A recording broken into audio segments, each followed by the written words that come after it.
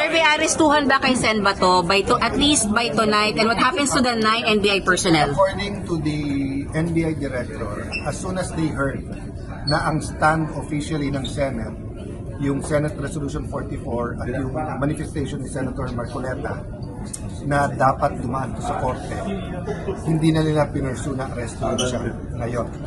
According to him, coordinated kay Senate President Tito Soto ang pagpasok nila. Okay. So ang balik namin sa kanya, coordinated man ang pagpasok nyo, hindi naman siguro tama, wala naman siguro nagbigay ng pahintulot makipag-abulan.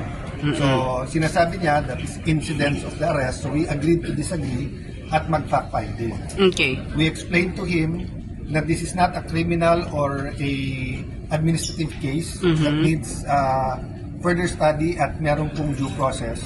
This is a contempt case. So we agreed na kaso sa magsiksikan sila dito o inhumane dito under his custody pero hindi niya pauuwiin. Okay. He will hold them in the NBI, he will ask them to explain, then write me officially tomorrow. Okay. Separate yun sa bugbugan. Okay. He promised me that if, kasi ang report daw una sa kanya, ang usahan ng nakit. I showed him the video. So sabi niya, let him get to the bottom at asahan na paparusahan ang dapat parusahan. Okay. So hanggang doon pa lang kami, but I was saying nga, despite all of those assurances, I do know he has bosses above him. So Senator Bato will not be arrested tonight, but what about tomorrow?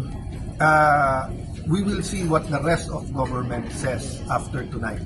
But ang appeal ko sa kanila, palakasin natin ang mga korte sa Pilipinas. Walang mawawala sa atin kung mag-a-apply sila ng warrant sa korte at pababayaan nila yung due process, lahat ng legal remedies. It will strengthen us, not weaken us. So if the NBI wants to enter tomorrow the Senate premises, you would allow it?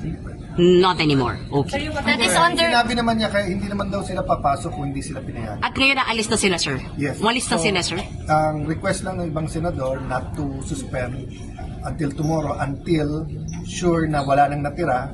Marami kasing text, maraming mga balita na tinitingnan yung ibang kotse, nandyan sa labas, may armas. So isa-isa clarify and I have to take the PNP. Agad pinadala si General Aberin, who is a well-respected officer, at inassure niya ng police assistance. Hindi naman kailangan kasi between the NBI director, the ROSAA, and General Aberin, parang nagkasundo naman sila na walang untoward incidents. But despite that daw, magsastasyon daw sila ng police starting tonight ata or early tomorrow. But no more NBI operatives inside. As report sa akin right before this, nag-report daw na wala, but umiikot ngayon ang Sergeant of Arms to make sure. Okay.